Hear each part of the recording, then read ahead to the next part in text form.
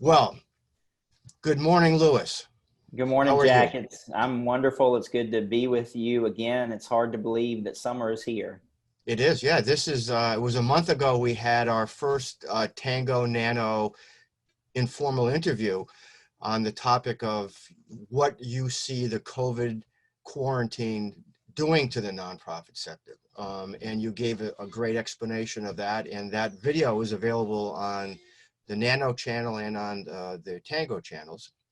Um, but what I want to talk about today is the topic that we ended the last discussion with, and that is what I'm going to refer to as the metrics movement or the outcomes measurement movement, which I think is one of the most important developments in the philanthropic sector for reasons that are in an article I just wrote that will be on Inside Charity probably today or tomorrow.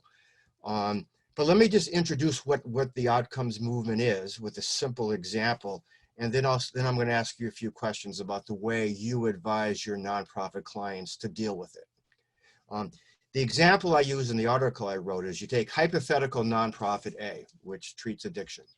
And nonprofit A adds value to the community, and it can demonstrate that value proposition by both quantitative and qualitative means. What I mean by quantitative is nonprofit A can call up its accountant, do a cost allocation, and determine how much it costs nonprofit A to treat each addict. What's more difficult and what the outcomes movement gets to is, well, after the addict leaves the door, how do you know how well that person will do? And the value proposition for the nonprofit is obviously greater if it's a father and he stays clean and he contributes to the welfare of his family and his children and the community. Obviously, the value of that encounter with nonprofit A is really high. But if he slips back into addiction and never gets out of it, the value proposition is low. And the outcomes movement, which has been around for 25 years or so, really is an attempt to measure that second data set, that qualitative data. Like how can you measure in numbers or in other means the value of someone turning their life around, right? And I was prompted to get into this because the Stanford University Press just published its third edition of a research handbook for the nonprofit sector. Chapter 16 is written by a gentleman named Paul Brest, who was the Hewlett Foundation, Stanford Law School dean, and he gives a marvelous historical overview of how the metrics movement arose and what it's coming up against now. So with that said, let me ask you, when did you first encounter this question? And then how do you present it to nonprofits that you're dealing with? Yes, so this question's been around for a long time within the nonprofit sector in terms of how we evaluate impact and how do we evaluate our programs and services and how do we evaluate our growth. Now, as you know, at NANO, we start with free market principles, which means that to compete in the marketplace, you have to grow your revenue and you have to improve your product. Now, what we find in the nonprofit sector is often people begin with a different premise, either from a spiritual standpoint or an academic standpoint. They have a different way of determining how they're doing within their nonprofit. And often, very frankly, it comes down to how you feel. Well, I feel like we're doing great.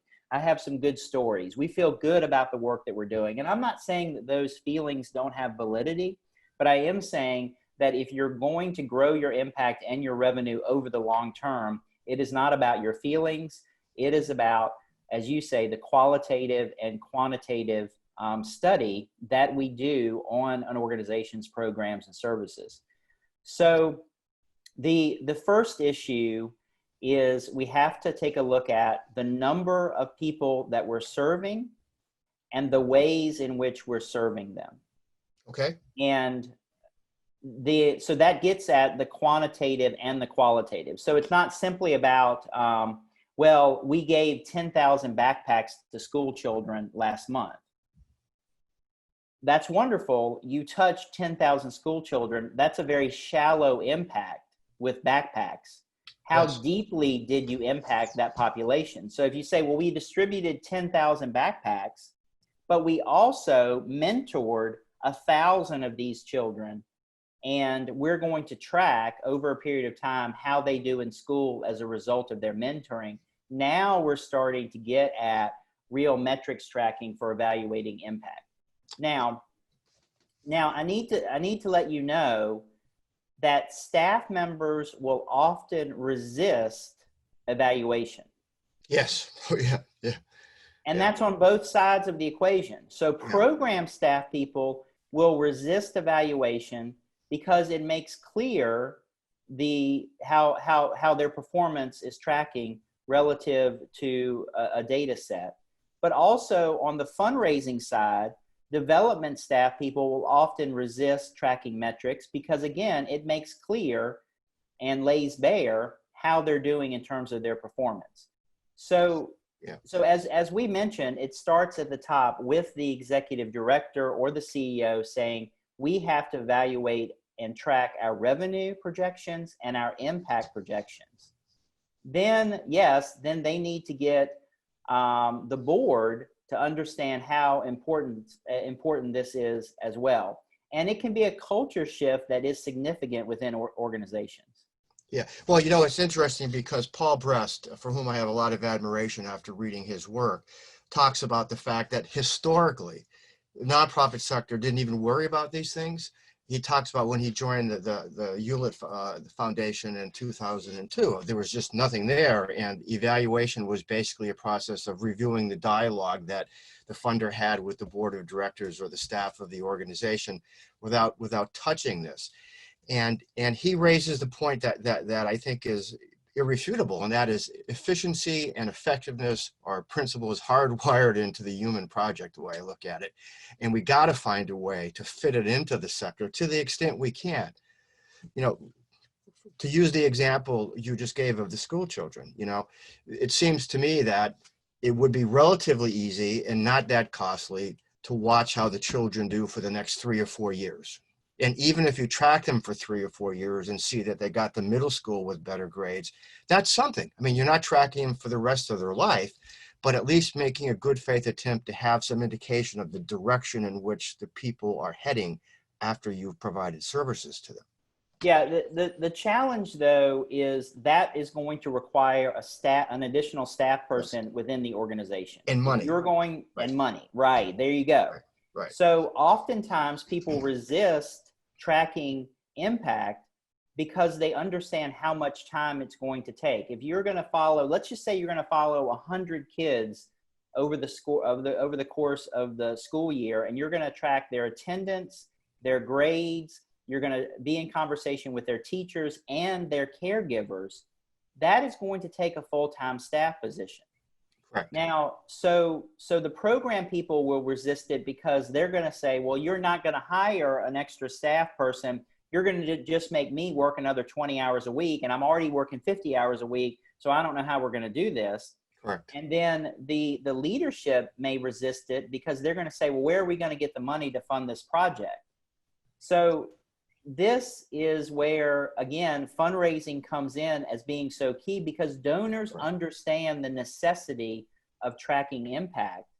And when we make the proper case for support, when we construct the proper budget, and we go to a donor and we say, this is how much it's going to cost to run this program over the next 3 years, and this is how much it's going to cost to evaluate this program effectively so that we can grow it over the next 3 years. And then that's all bundled into one program cost. That resonates with donors. They've done it in their business lives for decades, and they will fund it in the nonprofit sector as well. Yeah, you know, one of the things, I had a long career in the business sector. And if you're a business corporation and you're trying to attract capital, sell your stock. Nonprofit tries to attract capital by pitching its mission. In the for-profit world, businesses are required under securities laws to disclose all material information to potential investors. You have to disclose the good and the bad. I remember drafting disclosure documents for companies, and you had a hard rule. If you got a skeleton in your closet, you got to disclose that too, or if you got a weakness, because you got to give the investor all the information they need. The law requires it. There's nothing similar to that in the nonprofit sector. And I think as a matter of self-discipline and self-rigor, it's not a principle, it's a principle that has its place. I mean, go to your donors honestly and say, look, this is what we have. We measure to this extent. We don't have the money to measure more, but would you fund us based upon this? The complete package. We don't track metrics, but fund us anyway. Well, then a donor might say, well, wait a minute, if you're not tracking metrics, why do you want the money? You know, so it brings it into my mind, in my mind, the question of the candor and disclosure obligations that fiduciary boards and nonprofit managers should have with their donors. But it's tall. It's like in the article, I talk about a pass-fail course versus a fully graded course, you know, in college. You know, it's the pass-fail method that they like because they don't have to be accountable as much if they don't do well long-term. Yet it seems to me to be unfair to donors if you're not letting them know the extent to which you have taken on this metrics obligation. Yeah, this falls in the category of stewardship. So, you know, there's one side of fundraising, which we talk about with identifying donors, cultivating them, asking them. But then the next step where nonprofits often fall down is stewarding that gift. And proper stewardship of that gift is to say, thank you, Jack and Jan, for your investment of $100,000 toward the after school program. Now let you know what went well and what didn't go well, and how we want to improve. Here's the solution that we see. Now, some people may be listening to us today and say, oh my gosh, you're trying to turn our nonprofit into a business and it's just going to be a meat grinder of outcomes and you're losing the human side of this. And I would say, no, we're not losing the human side of it.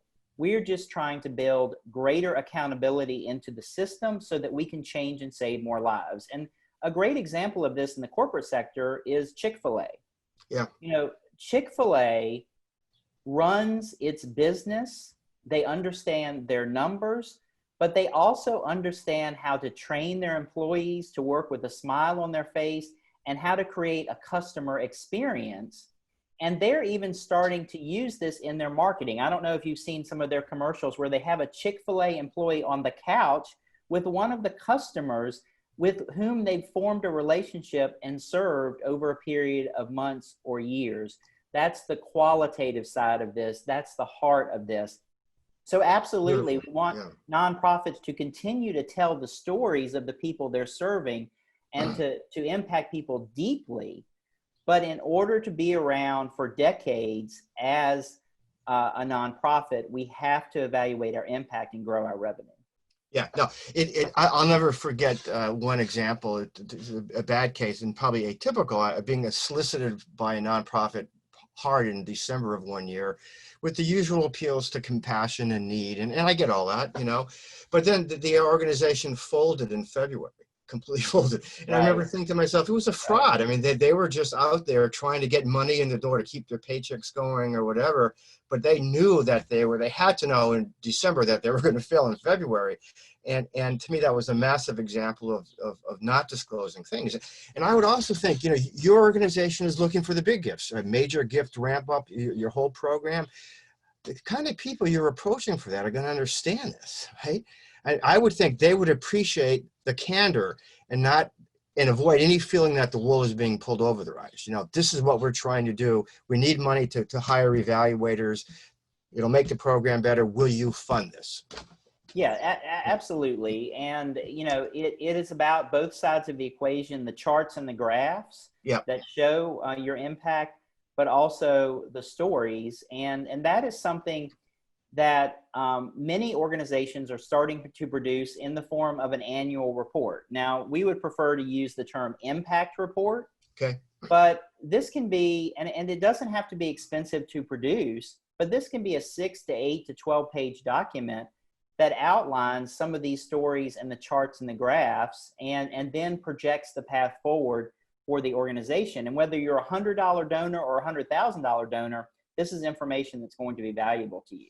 Yeah. Let me ask you this. In our last discussion, you talked about, you know, program audits and people that you bring in to do the program audits. Could you talk about that with maybe an example or two of what type of auditor you would bring in for what type of program, the typical cost and time it takes to do that?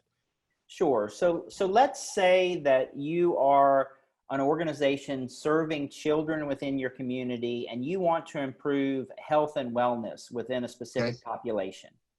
And let's say that you've got programs for cooking classes, healthy eating, exercise, overall health and wellness, and you've got people running those programs.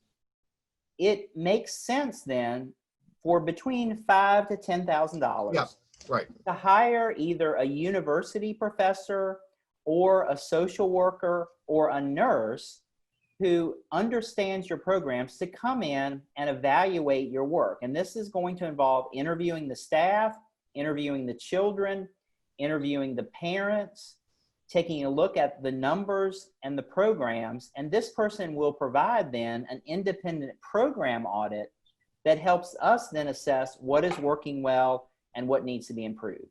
Yeah, I mean, the dollars you mentioned, $5,000 to $10,000, strike me as a perfect number. In other words, it's not $100,000 obligation, nor is it a $100 obligation. But if you aren't spending to measure impact, you're being negligent. I mean, to me, it seems you have to be able to measure what you do, because if you can't measure what you do against some standard or an opinion or something, you have no idea if you're doing well or poorly. I mean, you know, really, you know, and that's also the kind of expense that I would think that like community foundations or private foundations would be willing to wrap up into the overall amount of the grant they make, or they might be willing to fund it just as such, you know, just to give it a chance to work its way through the system and see if you can't turn the organization in a better direction. Yeah, and this is not an overhead cost, and it's not an afterthought. It's wrapped into the cost of the program. Yes. You know, if you go to buy a house, you have to purchase a home inspection. Correct. Otherwise, you're not going to buy the house. Yeah. And this is very much in the same line of thinking. Look, we're going to inspect this program. We're going to reveal what is great and what is not so great, and then let people make a decision. Yeah. You know, it seems to me this is such a common sense discussion we're having. I mean, the topic is just plain old common sense. And you have to ask yourself, like, why is this such a foreign concept to so much of the nonprofit sector? You know, I don't know. I mean, I speculate that it's historical. It's accountability. Right. It's accountability. And here's the sad reality in the nonprofit sector is that we continue to bottom feed on talent because people who are willing to work hard and be held accountable end up in the corporate world because that's where they get paid. Correct. And often we have people with big hearts and the best of intention who end up in the nonprofit sector. But when we ask them to work hard and be evaluated, they resist that because they simply can't stand up under the pressure. Correct. And the only way this improves is if we work on both sides of the equation. We've got to grow our impact, but we also have to grow our revenue so that we can hire the best and the brightest and not lose people to the corporate sector. Yeah, I couldn't agree more. It's like, if you have a good job and you're not being evaluated in how you do, you really have no interest in being evaluated because you're going to keep your job. But if you are held accountable, you will be motivated to do the extra things you need to do to show you're doing well. And again, in the nonprofit sector, in the for-profit sector, it's kind of built in. In the nonprofit sector, I think it's old historical reasons, Louis. I mean, I think people still think in terms of charity. You know, it's a charity. We'll just throw money at them. We're going to ease suffering, give them some food or give them some shelter for a little bit of time, and then we move on. But I don't think that's what the sector's promises to be. I mean, I think its promises to be an engine for positive change. You know, and it's not just a mere charity. It's a different type of enterprise that needs to adopt these types of approaches, I think, to survive. I mean, yeah, and we would even prefer the term, rather than charity or nonprofit, we would prefer the term impact organization. Yeah. You know, I get that. We're drawing to the end here. Let me just close with one comment. And at the end of the article I just wrote, in which I basically said the impact movement is an accountability movement. It's all of these things. But the fact that we're thinking about this type of measure doesn't mean we shouldn't also be tackling the things that we already know that are wrong in the sector. You know, we Right. don't want to cart before the horse problem. You don't want to wait to start working on efficiency until this movement runs its course, one way or the other. And in the article, you know, I use examples that I've seen in practice of just horrific lapses in fiduciary judgment by boards. You know, an example of a merger that should happen but never happens because neither CEO wants it to happen and the boards refuse to take on the CEO. I mean, that kind of decision or lack of acumen in decision making is something we can discuss now. You can teach people, no, you don't do that. It's not what you need to do. You need to say no to the executive director. We are going to do the merger. But that implies cultural changes, and it gets back to the overall work ethic of board members and how they view their obligations. And this is why we encourage organizations to move toward a board structure of 5 to 7 individuals who have a true stake within the organization and are truly passionate about what's going to happen in the future. Yes. You know, we don't think it makes any sense to have 15, 18, 20 board members, 2/3 to 3/4 of whom are not really interested or involved in the organization. Yeah, no, it's true. Well, good. Again, this has been a great discussion, and let's do it again. Absolutely, Right. Jack, anytime.